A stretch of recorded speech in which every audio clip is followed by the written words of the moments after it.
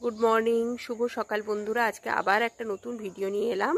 শুভ দীপাবলি সকলকে। দীপাবলিতে সবাই খুব আনন্দ করুন, সকলকে অনেক অনেক শুভেচ্ছা জানাই।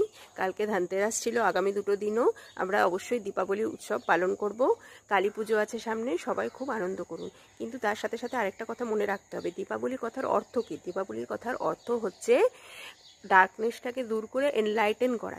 আমরা কি করি? আমরা নিজেদের বাড়ির চারপাশ এই দীপাবলির দিনে অবশ্যই আমরা বিভিন্ন লাইটিং লাগিয়ে থাকি, টুনি বাল্ব থেকে শুরু করে বিভিন্ন রকম বাচ্চারা ক্র্যাকার্স যেরকম বাজি ইউজ করে, সেরকম আমরা ক্যান্ডেলস দিয়া এগুলো দিয়ে আমরা নিজেদের ঘর এবং চারপাশটাকে সুন্দরভাবে আলোকিত করে তুলি, যাতে ডার্কনেস থাকে না চারিপাশে। কিন্তু সেই অনুযায়ী আমাদের মনের ভিতরের ডার্কনেসগুলোও কিন্তু দূর করতে হবে। মনের ভিতরের ডার্কনেস কি?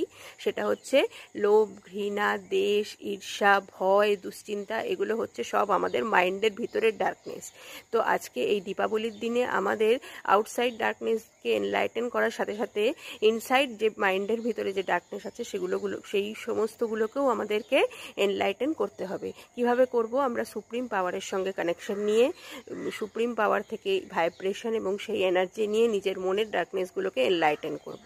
ভাইব্রেশন থেকেই ডার্কনেসটা দূর হবে। বাইরের ডার্কনেসের সাথে সাথে চলুন আমরা মনের ভিতরের ডার্কনেসগুলোকেও দূর করে তুলি। সবাই খুব ভালো থাকুন। আবার আসবো নতুন নতুন ভিডিও নিয়ে। আমার এই চ্যানেলের সঙ্গে অবশ্যই জুড়ে থাকুন। অনেক কিছু ডিসকাশন আমি করে থাকবো এবং করে থাকি, যেগুলো আপনারা শুনলে আপনাদের সত্যিই খুব ভালো লাগবে এবং আমাদের ইনার পিস এবং ইনার বিউটি অনেক সুন্দর হবে। ওকে, এখনকার মতো বাই বাই, টাটা।